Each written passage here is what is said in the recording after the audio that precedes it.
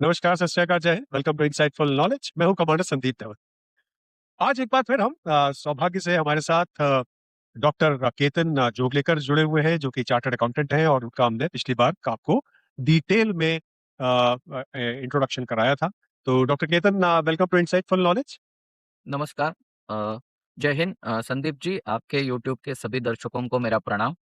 और आज मुझे बहुत खुशी हुई है कि आपने एक अलग सब्जेक्ट पे मुझे बुलाया है और मेरा personal opinion and Indian economy के ऊपर, स्पेशली बैंकिंग के ऊपर आपने आज का सेशन रखा है। बहुत बहुत धन्यवाद। तो आज का, जैसे डॉक्टर जोगलेकर ने आपको बताया, कि हमारा जो विषय है ये भारत की इकोनॉमी को लेके, और स्पेशली जो बैंकिंग सेक्टर, क्योंकि आपने देखा होगा पिछले दिनों काफी बड़े-बड़े जो बिजनेसमैन थे, उन्होंने बहुत सारे लोन्स ले रखे थे, तो वो भारत से पलायन कर गए, वो बाहर निकल गए। फिर कुछ कंपनीज जो है भारत के अंदर भी कोलैप्स कर जाती हैं, उनको बड़े-बड़े लोन्स दे रखे होते हैं। तो एक बड़ा क्वेश्चन उठ जाता है कि क्या भारत की जो बैंकिंग पद्धति है, जो पूरा पैटर्न है, ये क्या रेजिलिएंट है? क्या इसमें स्टेडी ग्रोथ हो रही है? क्या ये भारत का जो एसेट क्वालिटी है, जो ये इनकी, ये प्रॉफिटेबल है कि नहीं प्रॉफिटेबल है? गवर्नमेंट्स की क्या स्कीम्स हैं? क्योंकि जो एमएसएमई का मतलब हो गया माइक्रो, स्मॉल, मीडियम एंटरप्राइजेस जो हैं, उनको कैसे हेल्प कर रही हैं? फिर अगर आपने गौर किया होगा कि पिछले दिनों डिजिटल जो ट्रांसफॉर्मेशन आया है, उससे भी बहुत लाभ हुआ है अलग-अलग बिज़नेस को, तो उसके ऊपर भी हम बात करेंगे, और फिर फ्यूचर के ऊपर, कि फ्यूचर में क्या आने वाला है, उसके ऊपर बात करेंगे। तो डॉक्टर जगलेकर, आप स्ट्रेट अवे आ जाता हूँ मैं आपसे क्वेश्चन पे, कि भाई करंट जो बैंकिंग सिनेरियो है भारत में, इसके ऊपर बताइए कि क्या है, क्या स्थिति है इस समय? ओके। सो थोड़ा-सा मैं आपकी इजाज़त से बैंकिंग सिस्टम जो इंडिया में काफ़ी सालों से बहुत मजबूत है, उसके जी, ऊपर थोड़ा-सा मैं आपको I will take you to step 5 prior, जी, जहाँ मैं सोचता हूँ कि आपने जो भी सवाल किए हैं, उससे पहले थोड़ा बैंकिंग की जानकारी लेते हैं और दर्शकों को देते हैं कि जी, भारत में बहुत पहले से बैंकिंग सिस्टम बहुत ही मजबूत है। मैं जी, ऐसे कभी नहीं कहूँगा as a student of this profession and doctorate in banking कि अभी ड्यू टू डिजिटाइजेशन और नए-नए स्कीम्स की वजह से भारत की बैंकिंग मजबूत है। बट हालाँकि बहुत दिनों से और बहुत सालों से भारतीय बैंकिंग अपना इकोनॉमी में बहुत अच्छा रोल प्ले कर रही है। तो वो फर्स्ट थिंग। सेकंड थिंग, जो हमारी आज की सिस्टम है, उसमें बहुत सारी ऐसे बदलाव आए हैं due to technology, due to other changes in government policies, जिसकी वजह से आज के बैंकिंग में एक हिस्सेदारी बन गई है पब्लिक की, और ओके, पब्लिक के लिए आज की बैंकिंग बहुत काम कर रही है। इसके लिए जी, मैं हमेशा एक ब्रॉड सिनेरियो रखता हूँ कि भारत में 3 तरह के मेजरली बैंक्स काम कर रहे हैं। वन नेशनलाइज्ड बैंक, जिसको जी, पब्लिक सेक्टर अंडरटेकिंग्स बोलते हैं। Second private and commercial bank, जो मैं एक ही इसमें उस बकेट में रखना चाहता हूँ। और थर्ड कोऑपरेटिव सेक्टर।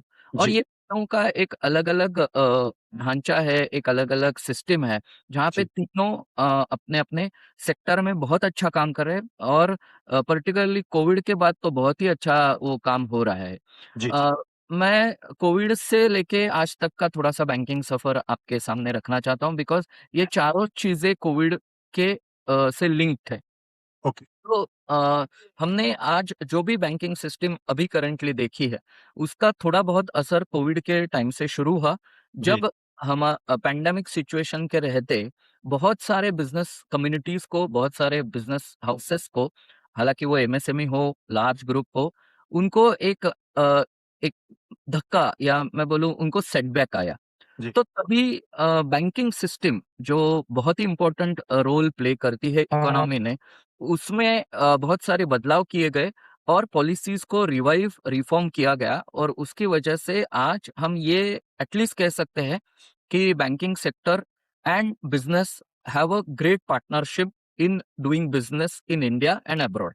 जी, तो हम हमेशा एक सोचते हैं कि पहले के दिनों में, बहुत पहले, कि जब लोग बैंक्स में जाने के लिए घबराते थे, जी, हाँ जी, और आज के तारीख में ऐसा है कि लोग बैंक के सिवा कुछ कर ही नहीं सकते। कर नहीं सकते, बिल्कुल। Very tiny example, minute example is, आज हम जो यूपीआई का जो मीन्स पेमेंट का सहारा ले रहे हैं, आज जी, ही के न्यूज़ है कि पिछले महीने 60 करोड़ अबव बिजनेसमैन और people of India have used it.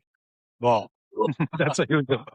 That's a हाँ, ह्यूज नंबर मीन्स yeah, बहुत स्मॉल पेमेंट्स से लेके जो यूपीआई का लिमिट है वहां तक लोग आजकल बैंक का सहारा लेते हैं, बैंकिंग सिस्टम का सहारा लेते हैं और यूपीआई के माध्यम से या डिजिटाइजेशन के माध्यम से बहुत ही अच्छे तरीके से व्यवहार कर रहे हैं।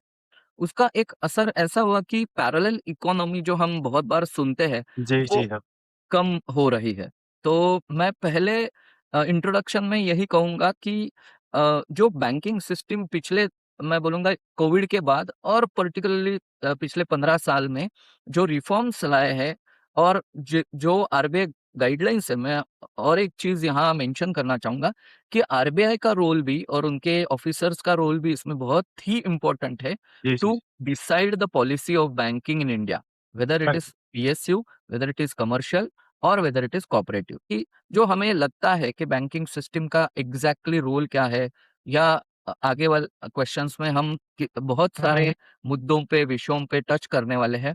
तो बैंकिंग सिस्टम में आज की तारीख में और आज this year we have witness tremendous growth in business, in payments and as well as in deposits from government institution जी, और जी। तो ये आपको क्या लगता है एसेट क्वालिटी जो है इम्प्रूव हुई है? ये जो हमारे प्रॉफिट्स है बैंक्स के, ये भी इनमें कुछ इम्प्रूवमेंट आई है? तो आपने बहुत ही अच्छा और दर्शकों के लिए बहुत सिंपल करने के लिए मैं बोलता हूँ, एसेट क्वालिटी मीन्स लेंडिंग, जो बैंक्स लेंड करती है, जी, जो बैंक की एसेट है। अभी वो बहुत सारे लेंडिंग ऑप्शंस है बैंक्स के पास, हालांकि रिटेल है, बिजनेस है, फिर बहुत सारे स्कीमेटिक है, फिर एग्रीकल्चर है। तो देखिए हमारे भारत में एक अलग सिस्टम हम काम करते हैं अलग से, और दुनिया में मैं बोलूँगा कि ऐसे बहुत रेयर देश है जहाँ पे एग्रीकल्चर भी उतना ही इम्पोर्टेंट है, बिज़नेस, जी, services as well as retail like real estate and all. तो चारों जो मेन सेक्टर है वहाँ पे बैंकिंग का बहुत अच्छा रोल हो रहा है। तो करेक्ट, ये एसेट क्वालिटी मीन्स क्या? एसेट क्वालिटी मीन्स आप जो लेंडिंग करते हो इन ब्रॉड कैटेगरीज़ में, उनमें नॉन परफॉर्मिंग एसेट कितने हैं? अभी नॉन परफॉर्मिंग एसेट, हालाँकि मैं डॉक्टरेट ही नॉन परफॉर्मिंग एसेट में की है, तो जी, मैं बहुत जगह जाके ये हमेशा बोलता हूँ कि one should not fear about NPS but should fear about the business. Hmm, hmm, so bank का बेसिक बिज़नेस है लेंडिंग। जी, तो हम काफ़ी सारे इलेक्ट्रॉनिक मीडिया या प्रिंट मीडिया से सुनते हैं कि ये बिज़नेस हाउसेस डूब गए, यहाँ पे जी, एनपीए जी, हुआ जी, है। बहुत बड़े बिज़नेस हाउसेस अभी रीचेबल नहीं है। बट जी, डिस्पाइट ऑफ दिस, मैं थोड़ा नेगेटिविटी को पीछे छोड़ के एक बात आपसे शेयर करना चाहूँगा नंबर्स में, कि आज के तारीख में despite of all these irregularities I would say or unfortunate businesses going down after particularly COVID, still जी, banks have managed to maintain NPA down to 2.5%। वाह!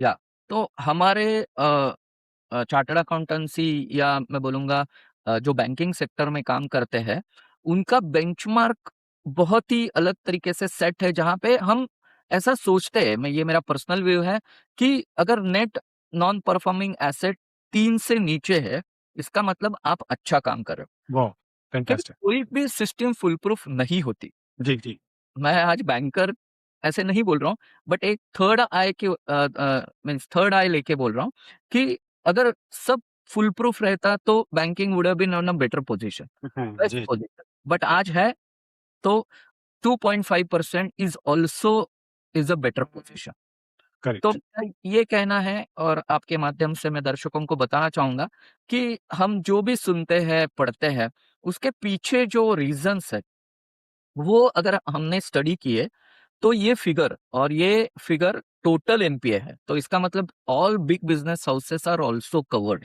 कॉर्पोरेट, बिल्कुल, तो अगर वो आने वाले 5-10 साल में अगर वो रिकवर हो गए, तो वो मुनाफा कहाँ तक जाएगा ये आप एक और दर्शक भी सोच सकते हैं। दूसरी जी, चीज़ ये है कि ये साल पर्टिकुलरली लास्ट 2 इयर्स अगर एवरेज प्रॉफिट बैंक्स का देखें, आज हम जुलाई में हैं, आपसे जी, डिस्कस कर रहे हैं।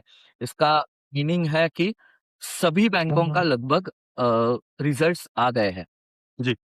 तो हमारे पास बहुत अच्छे नंबर्स है या जो भी ट्रू एंड फेयर नंबर्स है, उस हिसाब से मैं यहाँ कोट करना चाहूँगा एक टेंटेटिव फिगर कि बैंक्स का टोटल सिनेरियो अगर देखें तो 4 लाख करोड़ अबव प्रॉफिट है।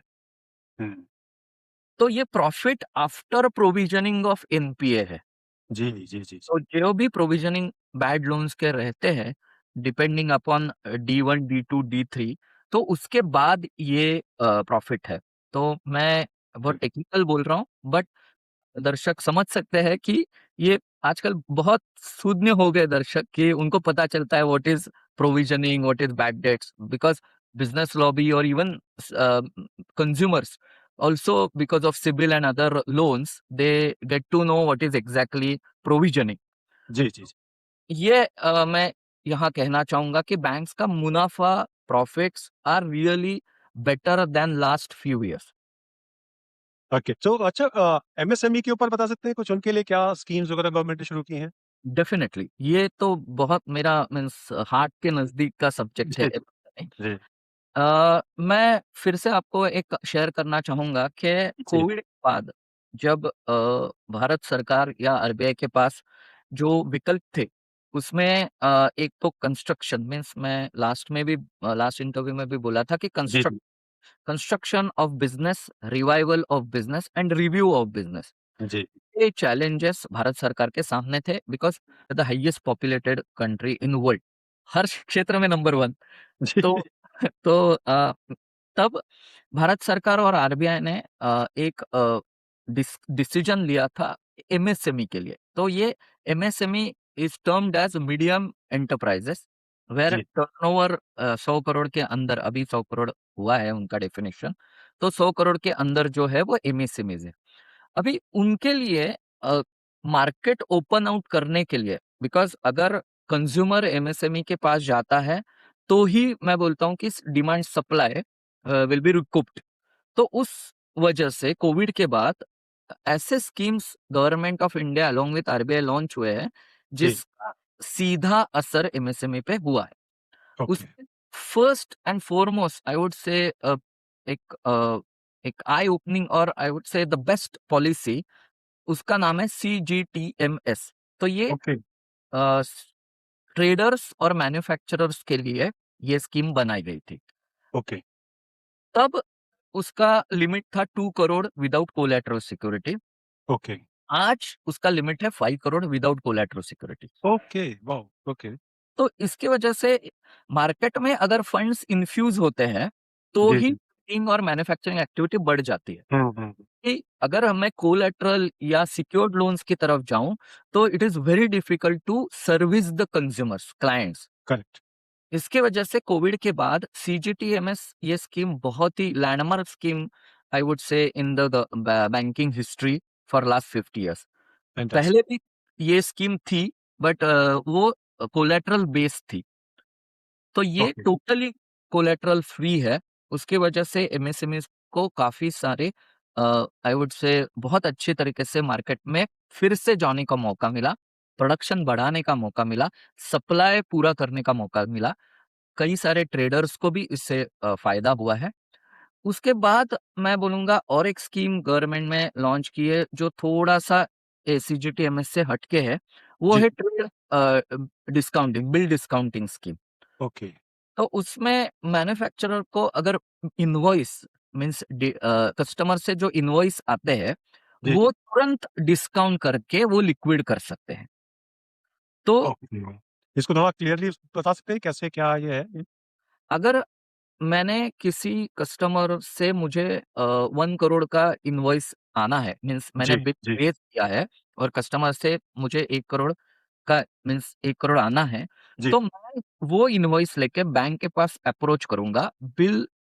ये bill means invoice okay, okay, okay, okay, को ओके, ओके, डिस्काउंट करके मैं तुरंत उसके अगेंस्ट 95 लैक्स टू 97 ओह! ले सकता हूँ। Wow! That's and good, yes, yeah and bank will see that the debtor जो मेरा क्लाइंट है it will realise within एक सर्टेन पीरियड जो उन्होंने दिया हुआ है। और एमएसएमई के लिए तो आज के तारीख में 45 डेज पीरियड है जी, mandatory to honour the invoices. तो उसकी वजह से क्या होता है, मेरा वो 45 डेज़ जो पेमेंट रिसीवेबल है, वो अभी मुझे मिलता है उसका बहुत फाइल बढ़िया, very nice, to regularize my supply chain for the next client और द सेम क्लाइंट। फैंटास्टिक, तो उसकी वजह से ये पर्टिकुलरली एमएसएमई के लिए 2 चीज़ें गवर्नमेंट में सीजीटीएमएस एंड बिल डिस्काउंटिंग, ये बहुत सारे मीन्स आई वुड से this is the landmark schemes which launched by Bharat सरकार एंड आरबीआई इन कंसोर्टियम। कुछ विश्वकर्मा और उद्यम करके भी हैं? Udyam is a certificate given by the local authority और central authority okay, as you are a MSME. अच्छा, अच्छा, अच्छा, ओके, ओके, ओके। तो Udyam is one of the necessity for such kind of loans. तो मतलब आपको आइडेंटिफ़ाई कर रहे हैं इस उद्यम को यूज़ करके कि आप करेक्ट, एमएसएमई हैं। Correct, correct. तो आपका बिज़नेस क्या है? एग्ज़ैक्टली आप मीन्स आपका नेचर ऑफ बिज़नेस क्या है? आपके पास कितने सी employment generation is also to be taken care by economy as a whole. जी, जी, जैसे हम हमेशा बोलते हैं material is also essential, raw material, वैसे बिल्कुल, इकोनॉमी ने man power is also very essential. तो मैन पावर के लिए भी काफ़ी सारे स्कीम्स आए हैं जो छोटे ग्रामीण रूरल अर्थव्यवस्था को काफ़ी स्ट्रॉन्ग बनाते हैं। ओके, अभी यही धागा पकड़ के मैं बोलता हूँ, there is one more scheme PMEGP. ये ओके, टिपिकली ग्रामीण सूक्ष्म लघु उद्योग जो ओके, है, ओके, जी, जी, उनके क्रेडिट लिंक स्कीम है। ओके, वही, तो इसके वजह से टियर 3, टियर 4 सिटीज़ में भी इसका बहुत अच्छा असर हुआ है। क्योंकि करेक्ट, यूजुअली एमएसएमईज़ या bill discounting is done at a stage which is around tier 1 और टियर 2 सिटीज़। करेक्ट, करेक्ट, तो ग्रामीण अर्थव्यवस्था के लिए गवर्नमेंट ऑफ इंडिया, भारत सरकार और आरबीआई ने ये एक स्कीम बहुत अच्छे लॉन्च की है, which is credit link scheme. And correct, one more category which really attracts me even if बहुत लोग तब बोल रहे थे कि ये डोनेशन या हेल्प के मीन्स एवज़ में ये स्कीम चलाई है, दैट इज़ ओके, मुद्रा स्कीम। अच्छा, जी, बट मेरा एक यहाँ पे थोड़ा अलग विचार है कि मुद्रा स्कीम की वजह से भारत के बहुत सारे इंडिविजुअल्स या बहुत सारे स्मॉल बिज़नेस अ, मन को इसका बहुत अच्छा असर हुआ है। जी, जी, आज जो हम सिटीज़ में या विलेजेस में छोटे-छोटे शॉप्स देखते हैं, weather it is in food industry और ग्रोसरी और अदर पार्ट्स मीन्स जो छोटे शॉप्स दिखते हैं, जी, मुद्रा लोन से है काफ़ी सारे। ओके, ये स्कीम जब लॉन्च हुई थी तो लोग यही कहते थे कि ये हेल्थ से बेहतर है, एटलीस्ट बैंकिंग सिस्टम से स्कीम हुँ, लॉन्च हो रही है और कोई तो एक रूल्स एंड रेगुलेशंस रहेंगे। जी, जी, बट मेरा ओपिनियन ये है कि मुद्रा scheme hidden game changing scheme Bharat में वाओ! आज गुड। है। ये थोड़ा रिस्की स्टेटमेंट है, काफ़ी सारे इसके ये they won't agree to it हाँ, बट ओके, मेरा ये honest as a student of chartered accountancy profession कहना है कि मुद्रा लोन में 70 टू 80% लोगों ने बहुत अच्छा काम किया है। जी, आज जी, जो भी स्मॉल शॉप्स है और इससे पूरी सिस्टम व्यवस्था जो है, रियल एस्टेट हो, ट्रैवल टूरिज़्म हो या फूड इंडस्ट्री हो, वो काफ़ी सुधार आया है कोविड के बाद। तो ये सारी स्कीम एमएसएमई में लॉन्च हुई है। अच्छा और कोविड के बाद काफ़ी कुछ देखा गया डिजिटल ट्रांसफॉर्मेशन करेक्ट, और उसने इनफैक्ट एक जैसे अभी आपने ही शुरू में ही बताया था यूपीआई ट्रांज़ैक्शंस वगैरह ये वो, तो डिजिटल ट्रांसफॉर्मेशन ने कैसे हेल्प की है ये बिज़नेस को लेके या क्या इसमें एआई का भी यूज़ हो रहा है इनफैक्ट रूरल और जो अर्बन या सेमी सेमी अर्बन जो हैं एरियाज़ उनमें कैसे ट्रांसफॉर्मेशन आ रहा है डिजिटल ट्रांसफॉर्मेशन को लेके बिज़नेस में? तो मैं इनडायरेक्टली उसका एक मैं डिजिटल इंडिया और डिजिटल ट्रांसफॉर्मेशन का एक वन ऑफ मैं बोलूँगा एक मुद्दा जो है वो अगेन कोविड है।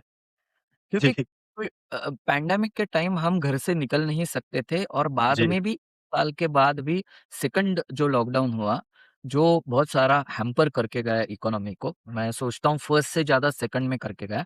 जी, तब ये डिजिटाइज़ेशन प्रोसेस का जो पॉलिसीज़ है या मैं बोलूँगा इसका परकोलेशन है, वो ज़्यादा हुआ। जी, पहले पैंडेमिक से पहले इंटरनेट बैंकिंग थी, बहुत सारे लोग यूज़ भी कर रहे थे, लेकिन उसमें कुछ रिस्ट्रिक्शंस है एक particular class of people were using internet banking. बिल्कुल सही, बिल्कुल सही। तो सर्विस सेक्टर में इंटरनेट बैंकिंग हो या डिजिटल बैंकिंग हो, वो एक पर्टिकुलर क्लास तक ही सीमित था। जी, पैंडेमिक के बाद लोगों को ये पता चला कि if something situation like pandemic will come again, how will we encounter. बिल्कुल, बिल्कुल। तो तभी ये मोबाइल सिस्टम में जो एप्स या डिजिटल बैंकिंग का परिवर्तन का, मैं उसको परिवर्तन ही बोलूंगा, परिवर्तन चालू हो गया, जहां पे भारत सरकार ने एक अच्छा स्टेप लिया कि पूरा बैंकिंग, पूरा एंड तक, जो हम बोलते हैं कि अंत्योदय तक उसको लेके जाना है, जी, जी। रूरल से रूरल, मैक्रो से माइक्रो तक उसको लेके जाना है। तो तब डिजिटल ट्रांसफॉर्मेशन का दौर आ गया एंड आई वुड से नाउ टुडे, मैंने इनिशियली बोला कि टुडे, एज ऑफ टुडे, आज ही का स्टडी है कि more than 60 crore are using it, hmm, more than 60 crore. तो ये जो परिवर्तन हुआ है वो डिजिटल बैंकिंग में हुआ है और ये पेमेंट गेटवे से हुआ है। आज जो हम हर ऐप पे जाते हो जो ई कॉमर्स के है या पेमेंट सिस्टम के है, वहां पे आपको यूपीआई का इस्तेमाल करना पड़ता है। काफ़ी सारे कंपनीज़ हैं उसमें, तो उससे आप पेमेंट आसानी से कर सकते हो। और इस डिजिटल ट्रांसफ़ॉर्मेशन से बैंकिंग इंडस्ट्री में जो फंड सर्कुलेट हो रहे हैं, जी, लास्ट मंथ मेरा एक स्टडी मैंने पढ़ा था, last month it was highest in this year. Okay. तो ये स्टडी ही कह रहा है कि लोग अभी बैंकिंग सिस्टम में ज़्यादा से ज़्यादा आ रहे हैं जी, और ये यूपीआई पेमेंट स्मॉलेस्ट टू जो लिमिट है वहां तक लोग कर रहे हैं। तो इसका सीधा असर आपकी बैंकिंग इंडस्ट्री पे होता है, बिकॉज आजकल बैंकिंग इंडस्ट्री में यूपीआई या डिजिटल ट्रांसफॉर्मेशन से यूजर इंटरफेस, आपने जो सही कहा, एआई के माध्यम से जो इजी इंटरनेट एक्सेस बैंकिंग है, उसकी वजह से लोगों को पैरेलल इकोनॉमी से वो दूर रख रहा है। जी, तो जो हम पहले, बहुत पहले जब सोचते थे या पढ़ते थे, आई वुड जी, से ऑल आर न्यूज़ बेस्ड, कि भारत में parallel economy equal to your normal economy. जी, जी, जी, तो मेरा ये कांसेप्ट है कि economy should be run by the digital process and AI process given in the system. तो इसकी वजह से बैंकिंग सिस्टम को एक नया आयाम मिला, that is called digital transformation banking. आजकल कोई बहुत टियर 1 और टियर 2 सिटीज़ में तो मैं हमेशा देखता हूँ कि बैंक ब्रांच में जाना इटसेल्फ बंद हो गया है। जी, जी, हाँ, बिल्कुल, बिल्कुल सही कहा। हाँ, मीन्स अगर ब्रांच जाते हो तो 10 साल पहले जो एम्प्लॉयी है वो दिखता नहीं है। देन हाँ। यू टेक टू गेट, अरे ये न्यू ब्रांच है। तो ये डिजिटल का एक सीधा मीन्स एक बिल्कुल, सिंपल बिल्कुल। असर उसपे हुआ है। और इसकी वजह से वित्तीय आप ट्रांज़ैक्शंस में या लेंडिंग में भी इसका सीधा असर हुआ है। बिकॉज़ अगर मैं सेविंग अकाउंट या करंट अकाउंट में जो पैसा पार्क कर रहा हूँ, वही तो लेंडिंग के लिए यूज़ होता है। तो ये डिजिटल ट्रांसफॉर्मेशन से simply stated deposits, FDIs, I would say because of internet banking we are expose to world banks across, then we are expose to many channels abroad. तो उसकी वजह से जो फ्लो ऑफ डिपॉजिट है भारत में through other money market, capital market, वो बढ़ गया है। And now due to regularization, due to regulations, I would say digital banking play an important role in the entire economy. हम जो बोल रहे हैं कि 5 ट्रिलियन इकोनॉमी, जो हमेशा हम टीवी न्यूज़ पे सुनते हैं, तो ये डिजिटल बैंकिंग की वजह से वो हमें आसानी होगी इन द जी। कमिंग। एंड अच्छा, हम लोग ये भी सुनते रहते हैं कि बैंक्स में रिफॉर्म्स होने चाहिए। क्या तो रिफॉर्म्स क्या मतलब एक कंटिन्यूअस प्रोसेस है कि एक एंड गेम है? और क्या होने चाहिए? अभी हमारी क्या स्टेज क्या है भारत में कि रिफॉर्म्स बैंक के सेक्टर में किस स्टेज पे हैं और किस दिशा में जा रहे हैं? सो इसमें मैं थोड़ा रिस्ट्रिक्ट करूंगा खुद को पीएसयू बैंक्स के लिए, पब्लिक जी, सेक्टर। जी, जी। सी पहले there were 27 banks operating in Bharat as a public correct, sector, correct. PSB. अभी सरकार ने एक पॉलिसी के तहत जो ब्रॉड लेवल, हम उसको बोलते हैं कैपिटल एडिक्वेसी रेशो, CRAR, तो जी, उस तहत उनकी संख्या अभी 12 हो गई है। सो बहुत it one way of consolidation कि जो बैंक्स छोटे हैं साइज में, एक मीडियम भी है, उनको बड़े बैंकों में मर्ज करना विद द सक्सेसफुल मर्जिंग, तो उसकी वजह से पिछले 4 साल में इनके अभी गिनती संख्या हुई है 12। तो मेरा ये कहना है कि ये this is one way of reforms. हमें वो जी, जी, जी, जी, बिल्कुल, बिल्कुल सही कहा आपने, बिल्कुल हाँ, सही कहा। हमें वो मीन्स डायरेक्ट नहीं दिखेगा, but indirectly when we are competing with the world banks, means world के जितने भी बैंक है, now SBI is also on front runner in that CRR, capital जी, एडिक्वेसी रेशो। तो इसकी वजह से आपका अगर कैपिटल एडिक्वेसी रेशो, आपका डिपॉजिट साइज अगर अच्छा है, तो आपका लेंडिंग साइज भी उतना बढ़ता है एंड बिल्कुल। स्ट्रीमलाइन होता है प्रोसेस। तो काफ़ी सारे तब मैं सुनता था या हमारे काफ़ी सारे फोरम्स में भी था कि पीएसबी को 27 से 12 क्यों लाया गया, वो अच्छा था। लेकिन जी, मेरा आज अगर आप सोचोगे तो वो consolidation process should be still going on. अगर करेक्ट, हमें करेक्ट। वर्ल्ड इकोनॉमी में 3rd, 2nd, 1st जाना है, जो हमारा सपना रहना ही चाहिए, तो हमें कैपिटल एडिक्वेसी रखनी चाहिए, हमारी लिक्विडिटी रखनी चाहिए, तब बैंकिंग सिस्टम में एक बदलाव लाना चाहिए। And this is the one way of reforms in the banking system.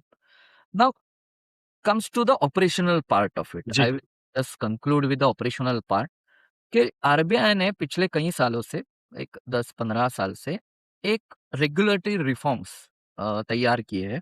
जी, तो मैं अभी माननीय गवर्नर का भी यहाँ पे एक छोटा-सा अभिनंदन करना चाहूँगा कि उन्होंने जो भी रिफॉर्म्स अलग-अलग सेक्टर में लाए हैं, उसकी वजह से आज इंटरनल ऑडिट हो, स्टैट्यूटरी ऑडिट्स हो, रिफॉर्म्स हो, उसकी वजह से बैंक्स के सिचुएशन या बैंक के पोजीशनिंग मार्केट में, इंटरनेशनल मार्केट में बहुत ही अच्छी है। Correct. Because we are now exposed completely to world economy. जी, जी, हमारे इकोनॉमी का हर रोज का असर वर्ल्ड इकोनॉमी पे होता है, जो हम देखते हैं। जी, पहले जी। नैस्डैक या लक्ज़मबर्ग, इनका असर होता था, एनएसई का असर हो रहा है, बीएसई का असर हो रहा है। तो ये जी, क्यों हो रहा है? तो ये इसका मेन रीज़न है बैंकिंग सिस्टम। तो करेक्ट। आरबीआई ने जो भी रिफॉर्म्स लाए हैं और आरबीआई ने जो भी ऑडिट्स के लिए जो भी रिफॉर्म्स लाए हैं, उसकी वजह से मैं कहूँगा कि बैंक्स में बहुत सारे बदलाव पिछले 10 साल में, 15 साल में हुए हैं। And thanks to digital banking also, ये रिफॉर्म्स की वजह से भी आजकल ट्रांज़ैक्शन ट्रैकिंग या other tracking is very simple to understand. तो आरबीआई ने बहुत अच्छी तरीके से हमारे बैंकिंग सिस्टम में एक बदलाव किया है। दूसरा मैं शॉर्टली बोलूँगा, विदेशी बैंक्स को भी बहुत अच्छे रेगुलेशंस या रिफॉर्म्स जी, भारत जी। बिज़नेस करते हैं, because we have witnessed some examples of international banks earlier, जो हम अलग-अलग सीरियल में भी नाम नहीं लेना जी, चाहता। जी। ठीक है, कि how international banks play important role और destroying role in the economy. तो उनके लिए भी आज एक रेड कारपेट या एक रिफॉर्म्स अच्छी तरह से लाए गए हैं। उसकी वजह से विदेशी बैंक्स या जो बैंक्स के हेड ऑफिसेस आउटसाइड इंडिया है, उनको भी यहाँ पे बिज़नेस करने में आसानी है। दे कैन जी, they can leverage their funds capital for lending in India. तो in nutshell I will say ये रिफॉर्म्स जो एट अ ऑडिट लेवल, क्योंकि हम चार्टर्ड अकाउंटेंट है तो हमारा वही काम है। इंटरनल ऑडिट इंस्टीट्यूट का मैं बोर्ड मेंबर हूँ, तो मैं बहुत क्लोजली देखता हूँ इंटरनल जी, ऑडिट जी, कैसे चल रहे हैं, align with the international policies. And ये जो बाकी रिफॉर्म्स लाए हैं, like reducing the number of banks, जी, जी, जी। एडिक्वेसी ऑफ कैपिटल, ये सीधा असर पूरा बैंकिंग व्यवस्था पे हुआ है। जी, बहुत अच्छे तरीके से आपने बताया, क्योंकि ये बात मेरे को बहुत अच्छी लगी जो आपने कंसोलिडेशन जो बताई बैंक्स की, क्योंकि अगर आप चीन की तरफ ध्यान दें, तो हुँ, कुछ सालों पहले तक चीन जो था फाइनेंशियल मार्केट में कहीं नहीं था, पूरे वेस्टर्न बैंक छाए हुए थे। करेक्ट, उन्होंने कंसोलिडेशन किया, इस समय उनके जो टॉप 5 बैंक जो हैं, वो विश्व के बड़े से बड़े बैंक्स को भी मात दे रहे हैं। करेक्ट, तो ट्रू, इतना उन्होंने किया रिफॉर्म, तो यही सेम रिफॉर्म्स मुझे लगता है भारत में हो रहे हैं। और जो आज की जो स्टोरी है इसमें, बैंकिंग स्टोरी जो है इसमें स्ट्रेंथ, एडेप्टेशन, कॉशन, ऑप्टिमिज्म, ये सब जो है इसका समागम होता है। और जो एमएसएमई के लिए भारत सरकार ने किया है ये सराहनीय है, बिकॉज एमएसएमई के ऊपर काफी बोझ होता है। हम लोग समझते नहीं हैं, हम लोग बड़े बड़े बिजनेस हाउसेस के नाम लेते हैं, लेकिन जो डे टू डे जो इकोनॉमी चलती है वो एमएसएमई के ऊपर उसका काफी बोझ होता है। राइट, फिर डिजिटल जो रिफॉर्म्स आए हैं और जो फाइनेंशियल रिफॉर्म्स आए हैं, इन्होंने एक अलग राह पे बैंकिंग सेक्टर को डाल दिया है। तो अब आई होप सो कि आने वाले समय में हम लोग और रिफॉर्म्स देखें, क्लीनर जो बैलेंस शीट्स हैं वो देखें, और ये कंटिन्यूअस प्रोसेस रहे, ना कि एक एंड गेम बन जाए कि हमने कर लिया रिफॉर्म्स, अब जैसे हमने 90s में रिफॉर्म किए थे उसके बाद बंद कर दिया। नहीं, it is a continuous process. जिस तरह से इकोनॉमी के रिफॉर्म्स किए, उसी तरह से हर सेक्टर में रिफॉर्म्स होने चाहिए। सो thank you so much doctor Ketan, आपने एक बार फिर से बहुत ही सिंपल लैंग्वेज में, क्योंकि ये डिफिकल्ट सब्जेक्ट है, हर आदमी को फाइनेंस और इकोनॉमी की इतनी जानकारी नहीं होती है, समझ नहीं आता है, लेकिन आपने इसको बहुत सिंप्लीफाई किया और सबको समझाया। So thank you so much. नमस्कार, सत श्री अकाल, जय हिंद। Thank you, thank you. Thank you for नमस्कार। Giving me opportunity. जय हिंद।